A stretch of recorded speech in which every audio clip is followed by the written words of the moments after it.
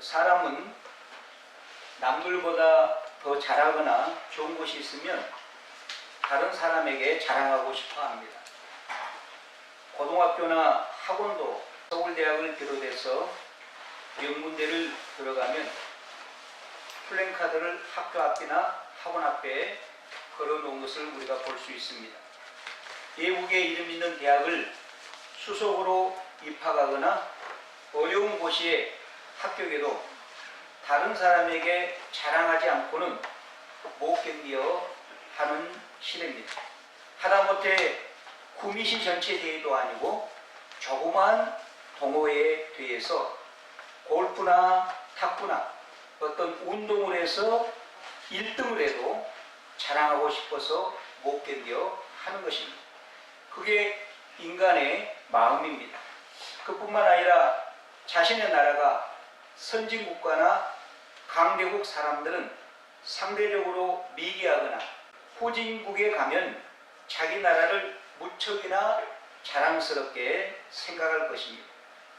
미국이나 영국 사람들이 못 사는 아프리카나 동남아시아의 업무상 출장을 가면 자기가 미국 사람이라는 것에 대해서 영국 사람이라는 것에 대해서 상당한 자부심을 느낄 것입니다.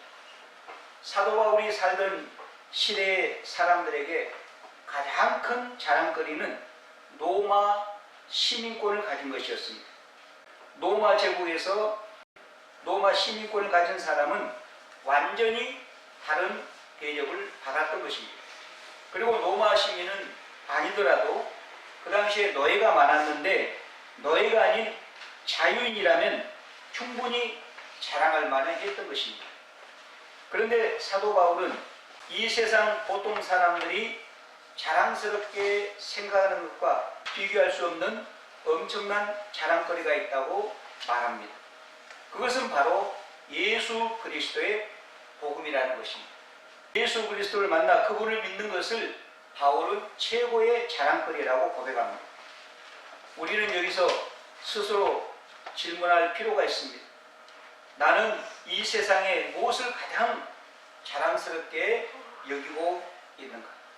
나는 무엇을 가장 귀하게 생각하고 있는가? 그 당시에 예수 그리스도는 십자가에 비참하게 죽은 한 유대 청년이었습니다. 그리고 유대 나라는 로마의 식민지였습니다. 그런데 바울은 십자가에 비참하게 죽은 예수 그리스도를 그 당시에 세계 최강대국인 로마에 있는 사람들에게 거리낌 없이 가장 영광스럽고 가장 귀한 분으로 자랑하고 있는 것입니다. 주 안에 사랑하는 여러분, 여러분은 이 세상에 무엇을 가장 자랑스럽게 여기며 살아가십니까? 남들보다 많이 아는 지식입니까? 아니면은 건강입니까? 물질입니까? 명예나 인기입니까? 무엇을 가장 자랑스럽게 여기며 살아가고 있습니까? 바울은 그 유명한 가말리엘 밑에서 배운 지식도, 인기도, 명예도, 로마 시민권을 소유한 것도 자랑스럽게 여기지 않았습니다. 그가 예수 그리스도를 만난 이후 그가 가장 자랑스럽게 여긴 것은 예수 그리스도를 아는 지식이었습니다. 그래서 그는 빌립보서 3장에서 그러나 무엇이든지 내게 유익하던 것을 내가 그리스도를 위하여 다 해로 여길 뿐더러 또한 모든 것을 해로 여김은 내 주 그리스도 예수를 아는 지식이 가장 고상하기 때문이라고 고백합니다. 그런 예수 그리스도를 만난 뒤 세상의 모든 것을 배설물로 여겼습니다. 사도 바울은 오늘 본문 16절, 17절 짧은 두 개의 절에서 기독교의 가장 중요한 진리를 말씀하고 있습니다. 따라서 이 두 구절이 로마서 전체의 주제이고 복음의 핵심인 것입니다. 16절에서 바울은 이렇게 외칩니다. 내가 복음을 부끄러워하지 아니하노니 이 복음은 모든 믿는 자에게 구원을 주시는 하나님의 능력이 됩니다. 먼저는 유대인에게요, 그리고 헬라인에게로다. 그는 먼저 복음을 부끄러워하지 않는다고 말합니다. 이 말 속에는 우리가 복음을 부끄러워할 수 있다는 이야기입니다. 사실 우리가 예수 그리스도를 영접하여 그분을 믿고 살아가지만 세상 사람들 앞에서 예수 그리스도를 부끄러워할 때가 많습니다. 우리가 예수 그리스도를 믿는 것을 부끄러워해서 세상 사람들에게 예수 그리스도의 복음을 증거하지 못할 때가 많다는 것입니다. 특히 나보다 더 많이 배운 사람 앞에서, 나보다 부자거나 나보다 더 유능한 사람 앞에서 예수 그리스도를 믿는다는 사실을 말하기가 왠지 부끄럽게 여겨져 잘 입이 떨어지지 않습니다. 그러나 바울은 복음을 가장 자랑스럽고 영광스럽게 여긴다고 고백합니다. 그리고 그는 누구 앞에 서든지, 그가 왕이든지 황제든지 그 어떤 사람 앞에 서든지 그는 당당하게 예수 그리스도의 복음을 증거했던 것입니다. 자랑했던 것입니다. 십자가를 전했던 것입니다. 그가 제수의 신분이었음에도 불구하고 그는 총독이나 왕 앞에서 예수 그리스도를 당당하게 전했습니다. 그는 복음을 부끄러워하지 않는다고 했는데 이 복음이 그러면 무엇입니까? 복음이란 단어는 그 당시 세계 공통어인 헬라어로 유앙겔리온입니다. 유앙겔리온. 이 단어는 영어로 굿 뉴스입니다. 좋은 소식이란 뜻이죠. 다른 말로 말하면 기쁜 소식이요 복된 소식을 가리키는 것이 복음입니다. 한마디로 예수 그리스도가 복음인 것입니다. 바울은 그 복음을 부끄러워하지 않는다고 말하고 있습니다. 여기 부끄러워하지 않는다는 말은 이중부정으로 강한 긍정을 말합니다. 부끄러워하지 않는다. 이 말은 가장 자랑스럽게 여긴다는 뜻입니다. 그러면 그가 왜 복음을 가장 자랑스럽게 여긴다고 말합니까? 복음은 모든 믿는 자에게 구원을 주시는 하나님의 능력이 되기 때문입니다. 복음은 능력입니다. 하나님의 능력입니다. 그 능력은 모든 믿는 자에게 구원을 주신다고 말씀합니다. 그래서 사도 바울은 나는 복음을 부끄러워하지 않는다.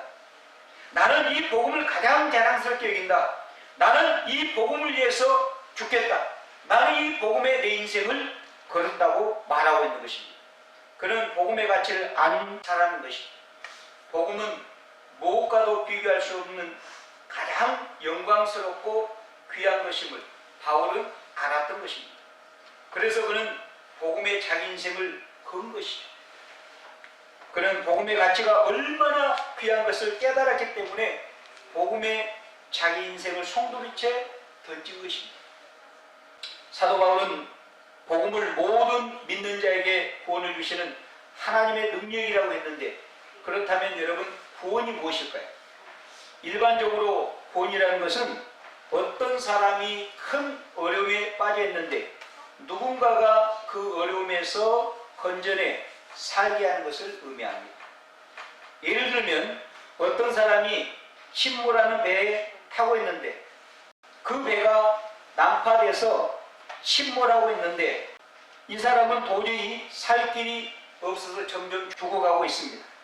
그런데 그 어려움에 처한 이 사람에게 배의 구조 요청을 듣고 헬기가 와서 이 사람에게 밧줄을 내려 그 사람을 구출했다면 구조대가 이 사람을 구원한 것입니다.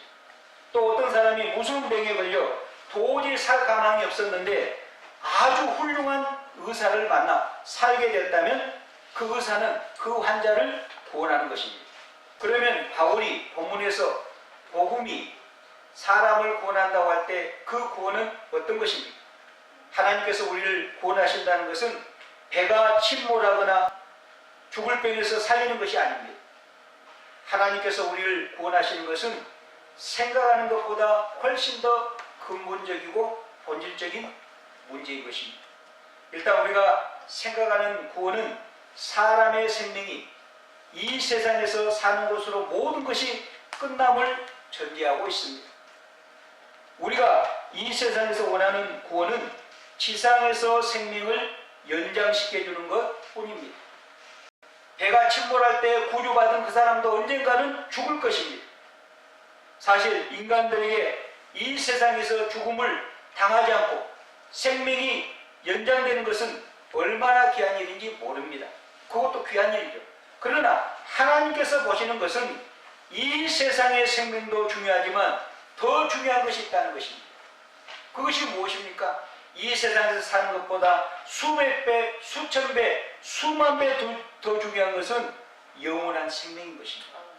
우리에게는 이 세상에서 살고 죽는 것만 있음이 아니고 죽고 난 이후의 삶도 있다는 사실을 기억할 수 있기를 바랍니다. 이 세상에서 살고 죽는 것은 병이라든지 사고나 전쟁이 터지면 얼마든지 죽고 사는 문제가 결정될 수 있지만 영원히 살고 죽는 문제는 오직 죄 하나로 결정됩니다. 죄 문제가 해결되지 않는 사람에게 영원한 죽음이 임하는 것입니다. 그리고 죄가 해결된 사람에게는 영원한 생명, 영원한 삶이 주어진다는 것입니다. 영원한 삶이란 그냥 사는 것이 아니라 말할 수 없이 존귀하고 영광스러우며 지극히 행복하고 만족한 삶을 말하는 것입니다. 하나님은 결코 거짓말을 하는 분이 아니십니다. 만일 우리가 이 세상에서 사고당하지 않고 오래 사는 것이 최고 행복이었다면 하나님께서는 그렇게 하셨을 것입니다.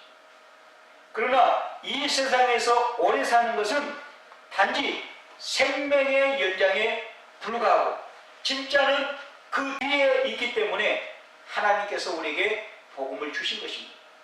그렇다면 복음이 우리에게 주는 것이 무엇일까요? 우선 복음은 인간들의 영원한 운명을 바꿔줍니다. 인간들에게 정해져 있는 것은 이 세상에 살다가 죽는 것입니다. 이것은 운명입니다. 그러므로 이 세상에 사는 것은 사망의 연장밖에 되지 않는 것입니다. 그리고 죽은 즉시 영원한 지옥의 고통이 기다리고 있는 것입니다. 인간들은 마치 감옥에서 태어나 감옥에서 살다가 마지막에 교수형을 당해야 하는 죄수의 처지와 똑같습니다. 죽음은 인간들에게 언제 찾아올지 모릅니다. 예고 없이 찾아오는 것이 죽음인 것입니다. 다만 죽는 순간까지 지옥의 심판이 지연되는 것뿐입니다. 이 세상에 태어난 모든 인간은 단 한 사람도 빼놓지 않고 이 지옥의 형벌의 대상에서 피할 수가 없는 것입니다. 바로 이것이 인간의 숙명인 것입니다. 사람들은 미래를 알기 위해 점을 치려고 하는데 점 칠 필요가 없습니다. 왜 그렇습니까? 인간의 미래는 정해져 있기 때문에.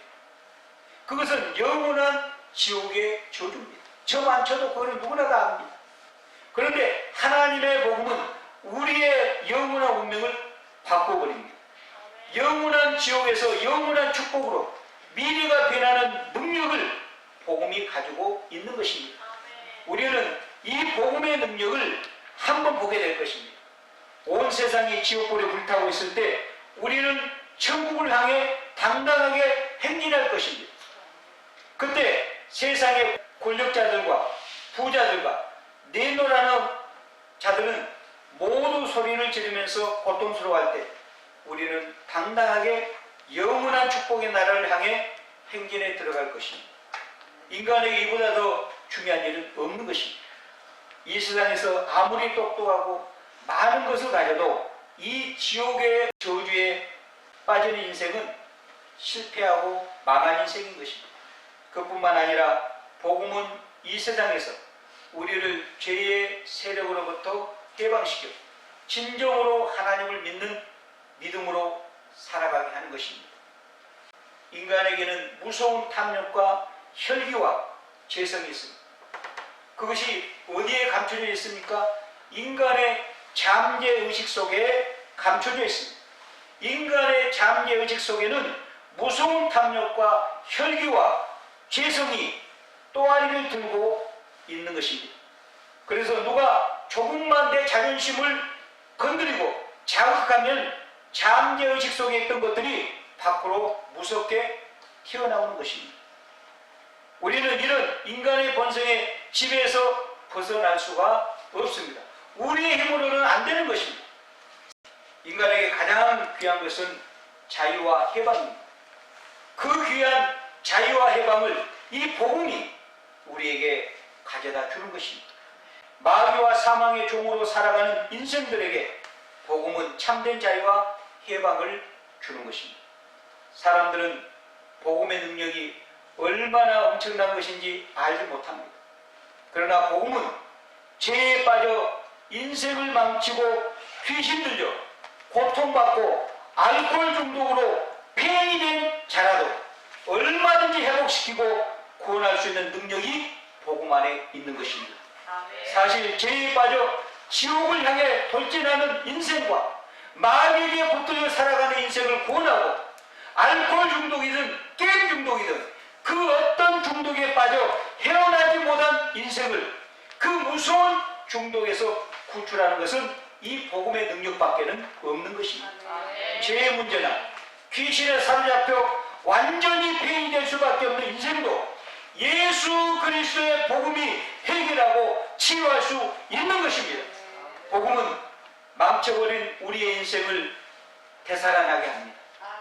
복음은 미신과 정욕에 빠져 이미 끝장난 우리 인생을 다시 살아나게 하는 능력인 것입니다. 그래서 복음은 능력입니다. 다이나마이트와 같은 폭발적인 능력이 복음 안에 들어있는 것입니다. 어떤 것을 뚫고 들어갈 수 있는 능력입니다. 그래서 어떤 신학자는 이 복음을 파입이라고 했습니다. 파입, 영어로는 in breaking. 그러니까 파입이 뭡니까? 마치 전기들이처럼 강철도 뚫고 들어가고 바위도 깨뜨리면서 들어갈 수 있는 그 폭발적인 능력이 복음 안에 있다는 것입니다. 그래서 에레미야 선지자는 복음은 아무리 강팍한 심령을 깨뜨리면 방망이 와갖고 어떤 심령도 녹여버릴 수 있는 불과 같다고 외쳤던 것입니다. 그런데 바울은 이 강력한 복음은 모든 믿는 자에게 구원을 주시는 하나님의 능력이라고 말하고 있습니다. 사도는 복음의 능력을 말하고 그 복음은 어떤 사람이라도 그 복음인 예수 그리스도를 믿기만 하면 반드시 구원시키는 능력이라고 말씀하고 있습니다. 바울은 복음의 능력을 말하고 그 복음 안에 믿는 모든 자를 구원시키는 능력이라고 말하고 있습니다. 그렇다면 여러분, 구원이 무엇일까? 구원의 의미를 몇 가지 살펴보겠습니다. 첫째, 이 구원은 내 노력으로 얻어지는 것이 아닌 것입니다. 구원은 하나님의 선물입니다. 선물은 사람의 노력에서 얻는 것이 아닙니다. 성경은 예수 믿는 사람을 가리켜 구원받은 자라고 말씀하고 있습니다. 많은 사람이 당신 구원받았습니까? 라고 물으면 그렇습니다 라고 대답합니다. 그런데 문제는 분명 예수 그리스도를 믿어 구원받았다고 고백하는데 신앙생활을 하는데 갈등을 겪습니다. 어떤 때는 구원받은 것 같기도 하고 어떤 때는 구원받지 못한 것 같기도 합니다. 왜 이렇게 구원에 대한 불안한 마음이 드는 걸까요? 왜 이렇게 구원에 대한 확신이 없는 걸까요?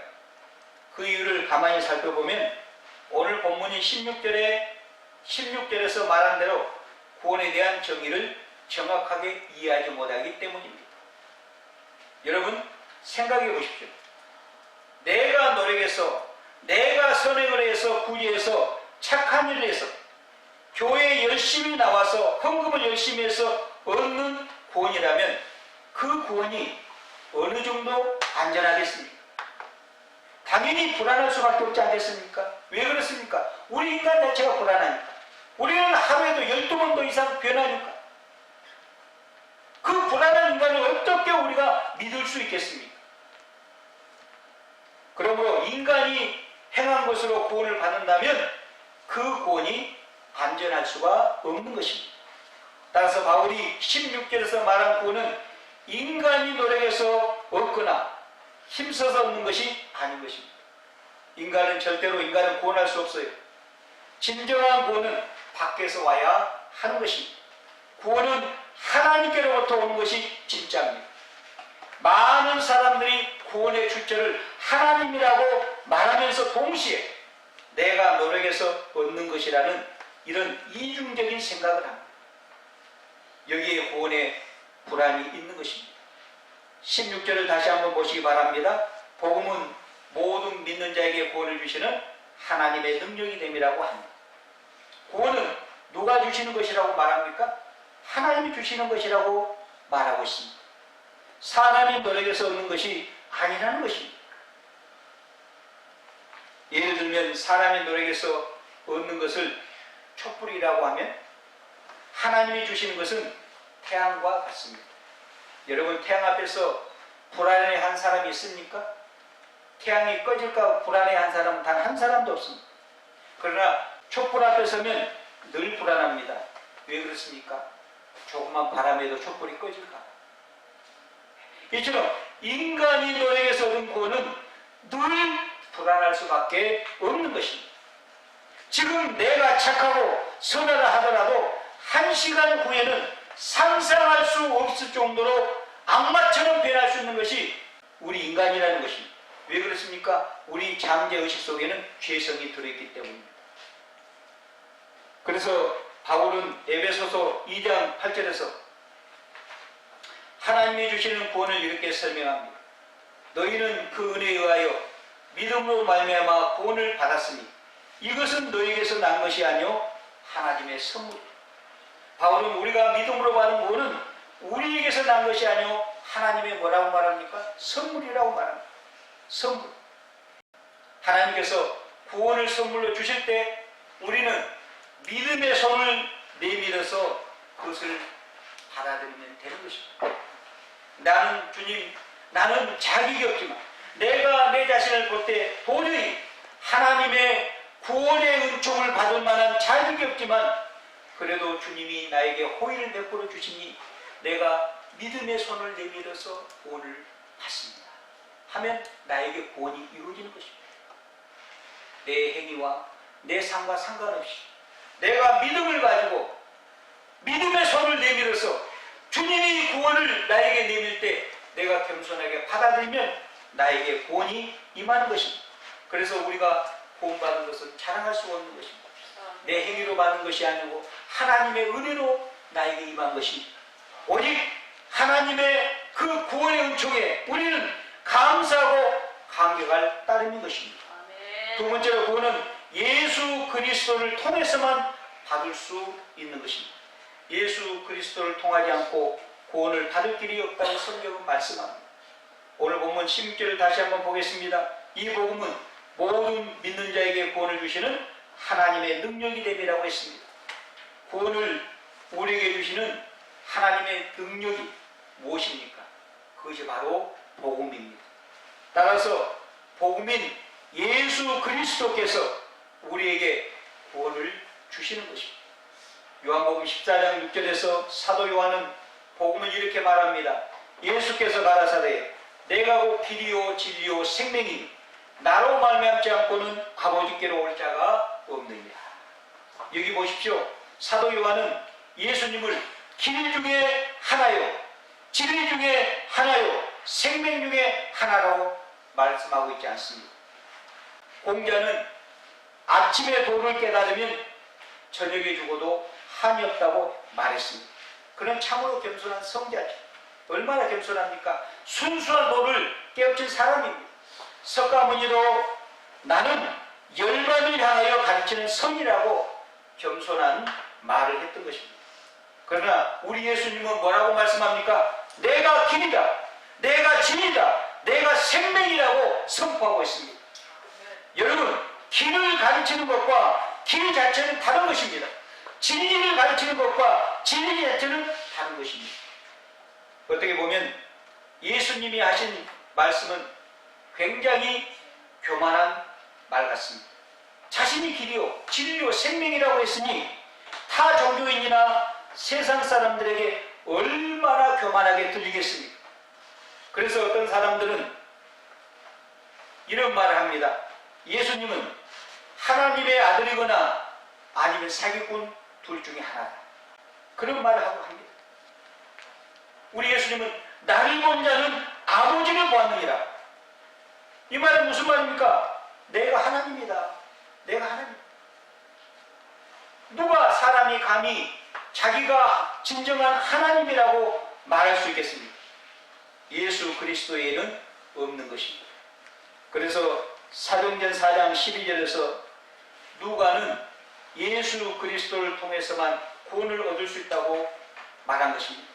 다른 이로서는 구원을 받을 수 없나니 천하 사람 중에 구원을 받을 만한 다른 이름을 우리에게 주신 일이 없음이라 하였더라. 이 말씀을 듣고 많은 사람들이 넘어졌습니다. 기독교는 너무 독선적이다. 너무 위선적이다. 그게 무슨 종교냐? 다 좋은 게 좋은 거 아니냐? 왜 너희만 진리라고 말하냐? 다른 건 진리가 아니란 말이냐? 이렇게 많은 사람들이 기독교를 공격하고 있습니다. 여러분, 진리는 하나인 것입니다.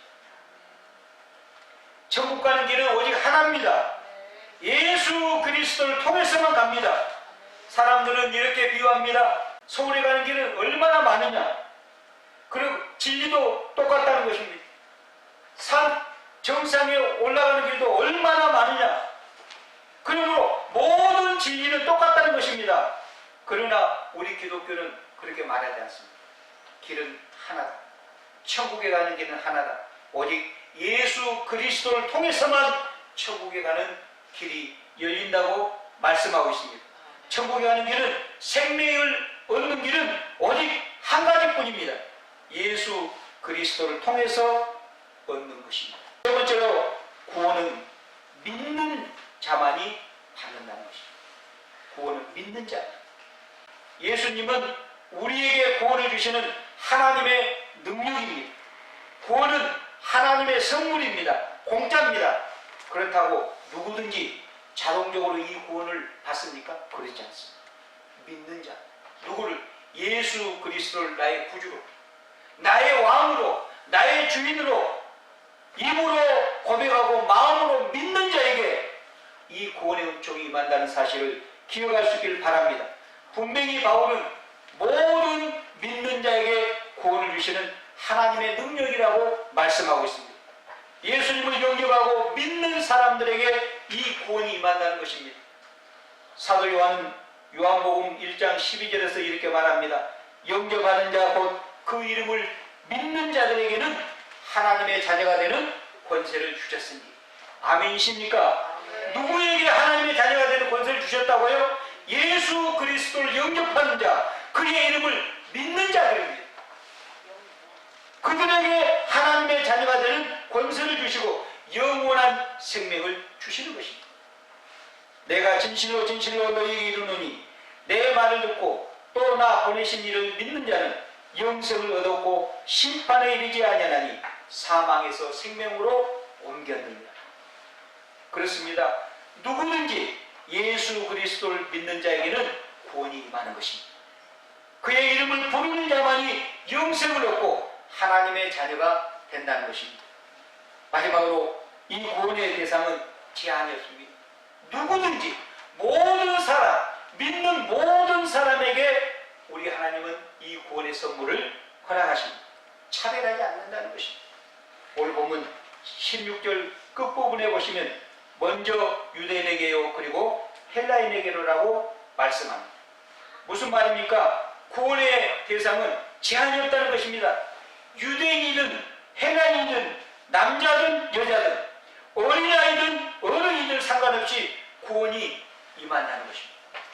많이 배웠건 많이 배우지 못했건 인종과 민족과 성별과 상관없이 예수 그리스도를 믿는 자라면 누구에게든지 구원이 임한다는 사실을 기억하시기 바랍니다. 여기서 믿음이라고 할 때 도대체 무엇을 믿는 것일까요? 가장 중요한 것은 하나님의 말씀을 믿는 것입니다. 나의 감정이 아닙니다. 나의 체험이 아닙니다. 뭘 믿는다고요? 하나님의 약속의 말씀입니다. 지금까지 내 생각이 옳다고 믿었고 세상 사람들이 하는 말이 옳다고 믿은 것을 이제는 부정해야 되는 것입니다. 내 생각이 틀렸고 세상 사람들이 주장하는 가치관이 잘못됐구나 이걸 인정하고 하나님의 말씀이 옳구나, 하나님의 약속의 말씀이 진리구나 하고 그 약속의 말씀을 믿는 것이 참된 믿음이라는 것입니다. 성경에서 하나님이 하신 가장 중요한 말씀은 우리가 흙으로 만들어진 피조물이기 때문에 하나님 말씀에 복종해야 되고, 십자가에 못 박혀 죽으신 예수가 하나님의 아들이고 내 죄를 대신하여 죽었다는 것입니다. 이것만 믿으면 무조건 하나님의 영생의 복을 받는 것입니다. 그런데 우리가 기독교사를 살펴보고 하나님의 말씀을 보면 여기에 실패한 대표적인 두 가지 경우가 유대교와 로마 천주교입니다. 유대교인들은 하나님 말씀만 믿는 것은 너무나 시시하다고 생각했습니다.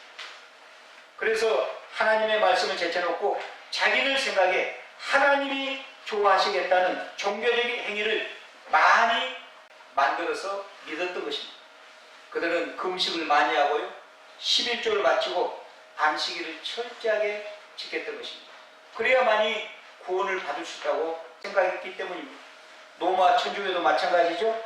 그들은 오직 믿음으로 구원 얻는 것은 너무 시시하다고 생각했습니다. 그래서 많은 거행을 하고 선행을 하고 종교적인 열심을 믿었던 것입니다. 그랬더니 구약의 유대교와 똑같은 정세가 천주교에서도 나타나게 됐습니다. 그게 뭡니까? 미신과 교만과 증오심으로 다른 사람들을 정죄하게 된 것입니다. 우리가 잘 아는 종교개혁자 마틴 루터도 그가 예수님을 만나기 전에 아무리 종교적인 노력을 했지만 영혼의 만족을 느끼지 못했습니다. 그는 영혼의 만족을 얻기에 거행도 선행도 하면서 율법을 철저히 지키려고 무척 애를 썼습니다. 그러다 어느 날 오늘 본문 로마서 1장 17절 말씀을 묵상하는 가운데 오직 믿음으로 구원을 얻는다는 이 말씀을 깨닫고 그는 더 이상 거행을 하지 않습니다. 그렇군, 내가 구원을 받는 것은 오직 믿음이군. 그는 예수님을 만나기 전에 로마의 성당 계단을 무릎으로 오르면서, 무릎팍이 까지고 피가 흐르면서도 무릎으로 오르면서 계단에 입을 맞추고 수많은 금식을 하면서 하나님을 기쁘시게 하려고 했지만은 그 마음속에 만족이 없었던 것입니다. 그랬던 그가 오늘 본문 로마서 1장 28절 말씀을 깨닫고 말씀을 믿음으로 단숨에 그에게 구원이 이루어지고 그의 영혼 속에 만족이, 기쁨이 임한 것입니다. 자신의 모든 자랑과 공로를 버리고 오직 십자가에 못 박히신 하나님의 아들을 믿는 것입니다. 그럴 때 예수 그리스도와 나 사이에 의의 교환이 이루어진 것입니다. 교환의 사랑하는 여러분, 이걸 이중정가라고 합니다. 나의 모든 죄는 예수님께 넘겨지고 예수님의 완벽하고 전혀 흠이 없는 의는 나에게 임하는 것입니다. 그렇기 때문에 우리가 예수님을 믿으면 우리의 상태는 아직 죄인이지만 우리 하나님은 우리의 모습을 보지 않고 예수님의 모습을 보시고 우리를 의인이라고 인정해 주시는 것입니다. 그래서 우리를 용서받은 죄인이라고 봅니다. 우리를 용서받은 죄인이라고 보는 것입니다. 그러면서 그 다음부터는 어떻게 합니까? 예수 그리스도를 우리가 영접하여 의인이 되고 나서는 우리가 그때부터는 하나님의 말씀대로 믿음으로 살아가야 하는 것입니다. 다음으로 우리가 믿고 난 후에 어떻게 되느냐 하는 것입니다. 바울은 17절에서 이렇게 말합니다. 복음에는 하나님의 의가 나타나서 믿음으로 믿음에 이르게 하나니, 우리가 예수를 믿고 난 후에는 믿음으로 새 사람으로 태어나게 됩니다. 여기서 새 사람으로 태어난다는 것은 엄청나게 중요한 여러 가지 의미들을 가지고 있습니다. 로마서에서 사도 바울이 설명하는 것이 바로 이 새 사람에 대한 것입니다. 간단히 말씀드리면 새 사람은 일단 완전한 의인은 아니지만 의인의 자격을 얻습니다. 우리가 예수님을 믿으면 의인의 자격을 얻는다는 것입니다. 믿는 사람도 마음속에 여전히 혈기나 거짓말하는 본성이나 악한 습관들이 남아 있습니다. 목회자도 마찬가지입니다. 여러분도 마찬가지입니다. 그러나 하나님은 우리의 상태를 보지 않고 예수 그리스도의 상태를 보시기 때문에 우리를 의롭다고 인정해 주시는 거예요. 우리는 그 사실을 믿고 살아가기만 하면 되는 것입니다. 하나님은 우리의 죄를 따지지 않냐고 예수님과 결산만 하시기 때문에 우리가 예수님만 붙들고 살아가면 절대로 죄로 심판받지 않습니다. 정죄받지 않습니다. 이 사실을 믿을 수 있기를 바랍니다. 또한 우리는 새 사람이 되므로 믿지 않는 자와 완전히 다르게 살아가게 되는 것입니다. 가치관이 다르기 때문에 그것이 바로 믿음으로 이 세상을 살아가는 방법입니다. 특히 예수를 믿는 순간 세상 사람들은 이상하게 우리를 미워하기 시작합니다. 괜히 미워합니다. 그리고 눈에 보이지 않는 사탄이 공격하기 시작합니다. 하지만 이런 것들을 막아내는 힘이나 대책은 우리에게는 없는 것입니다. 오직 하나님께서 미래를 책임져 주시고 인도해 주신다는 믿음으로 하루하루 살아가는 것입니다. 그것이 믿음인 거예요. 그것이 믿음인 것입니다. 그래서 예수님은 내일을 염려하지 말라. 오늘 걱정은 오늘로 족하다고 말씀하지 않습니다. 우리는 너무 먼 미래에 대해 많은 생각할 필요가 없습니다. 왜냐하면 미래가 우리가 염려한 대로 되지 않기 때문입니다. 그리스도인들에게 중요한 것은 하루하루이고 지금 현재가 가장 중요한 것입니다. 그리고 우리가 새 사람이 되어도 어른으로 새 사람이 된 것이 아니고 어린아이로 새 사람이 된 것을 기억하십시오. 그렇기 때문에 우리가 해야 될 것이 뭡니까? 중요한 것이 믿음이 성장해 가야 되는 것입니다. 어린아이는 우리가 거듭나야 됩니다. 이것을 이해하지 못하면 하나님의 사랑을 의심하게 됩니다. 왜 하나님께서 내가 예수를 믿었는데 축복을 주시지 않는가 생각하는데 아직 그것을 감당할 정도로 내 믿음이 자라지 않았기 때문에 하나님이 보류하고 계시는 것입니다. 믿음으로 믿음에 이른다는 이 말씀은 하나님의 이 놀라운 구원을 얻는 것도 믿음으로 얻고 그 후에도 계속해서 하나님을 의지하는 마음으로 하나님을 의지하는 믿음으로 살아간다는 뜻입니다. 그러니까 믿음으로 믿음에 이르게 한다는 말은 우리가 믿음으로 구원을 얻었으면은 그 다음부터는 거기서 끝나는 것이 아니고 그 다음부터는 믿음으로 이 세상을 살아가게 되는 것입니다. 그게 성화입니다. 그래서 칭의와 성화는 항상 같이 가는 것입니다. 17절 끝에 보면 바울은 오직 의인은 믿음으로 말미암아 살리라 함과 같으리라고 했습니다. 이 말씀은 하박국서를 인용한 말씀이죠. 유다가 지금 바벨론에 망하는 일이 일어나더라도 망한다고 하나님이 경고하지 않습니까? 일어나더라도 하나님을 믿는 의인들은 끝까지 어떻게 하라는 것입니까? 믿음으로 살아갑니다. 믿음으로 이겨내라는 것입니다. 우리가 이 세상에 살면서 언제나 좋은 일만 일어난다고 장담할 수 없습니다. 예수 믿는 사람도 마찬가지입니다. 그러나 우리는 믿어야 합니다. 내가 이해할 수 없는 일이 내 삶에 내 가정에 일어나더라도 하나님은 나의 머리털까지 다 세심받이 모든 것이 나의 구원을 방해하지 못하고 오히려 모든 것이 결국에는 합력하여 선을 이룬다는 이 사실을 우리는 믿어야 하는 것입니다. 아멘. 이 세상에서 예수를 믿는 것보다 더 멋진 일은 없습니다. 아멘. 예수를 믿는 것보다 더 진지하고 값진 것은 없는 것입니다. 예수를 믿는 것보다 더 어렵고 이해할 수 없는 비밀도 또한 없는 것입니다. 그러나 믿음의 결과는 너무나 엄청난 것입니다. 그래서 바울은 자기 인생을 예수님께 다 던졌던 것입니다. 그는 복음의 가치를 알았고 그는 믿음이 얼마나 중요한가, 믿음의 결과가 얼마나 엄청난 사실을 알았기 때문에 자기의 모든 인생을 예수님께 던졌던 것입니다. 주 안에 사랑하는 여러분, 우리가 믿는다는 것, 하나님을 신앙한다는 것은 내 인생을 하나님의 말씀에 거는 것입니다. 내 인생을 하나님 앞에 던지는 것입니다. 여러분은 여러분 인생을 하나님 앞에 던지면서 신앙생활 하십니까? 하나님을 섬기십니까?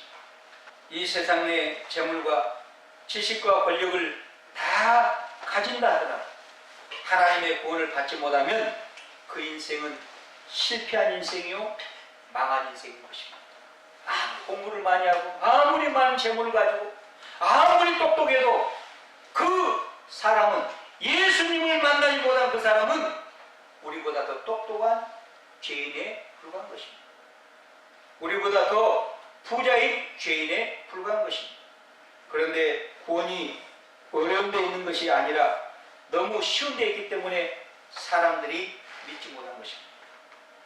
구원이 너무 쉽기 때문에, 너무 시시하기 때문에 예수님이 내 죄 때문에 십자가에서 달려 돌아가셨다. 나의 구주가 되신다. 그분은 나의 인생의 주인 되신다. 왕이 되신다. 이걸 믿으면 구원이 나에게 임하고 영원한 천국을 나는 상속받은 상속자가 된다. 이것이 복음의 핵심인데 너무 시시하거든요. 내가 뭔가를 해야 내가 금식을 하고 헌금도 얼마 하고 열심히 구제하고 이래야 구원이 나에게 임하는데 내가 하는 것이 아무것도 없으니까. 그래서 지성인들이 이 말씀에 넘어지는 것입니다. 너무 시시하니까. 불교를 보십시오. 성철 스님 같은 사람들은 얼마나 고행합니까? 열반에 도달해 보겠다. 8년 동안 앉아서 잠을 잤다는 거 아닙니까? 그러나 그 성철 스님이 마지막 죽음에서 열반 속에 뭘 남겼습니까? 나는 많은 사람들 속에는 죄인이다. 나는 지옥에 간다 하고 이 세상을 떠나지 않았습니다. 교환의 사랑하는 여러분, 구원이 어려운 데에 있는 것이 아니라 너무 쉬운 데 있기 때문에 사람들이 믿지 못한 것입니다. 나중에 많은 사람들이 영원한 지옥의 고통에 떨어지는 이유가 믿지 못해서 그런 것입니다. 우리는 나의 생각을 버립시다. 세상 사람들의 그 말을 우리는 믿지 맙시다. 자기 자랑을 버리고 자기 교만을 버리고 정말로 예수 그리스도만 자랑하는 저와 여러분이 되기를 바랍니다. 바울처럼 오직 예수 그리스도와 십자가만을 자랑하는, 바울은 그렇게 말합니다. 나는 예수 그리스도와 십자가만을 알기로 작정했다. 그리고 예수 그리스도와 십자가만을 증거하겠다고 그는 결심하고 선언하지 않습니다.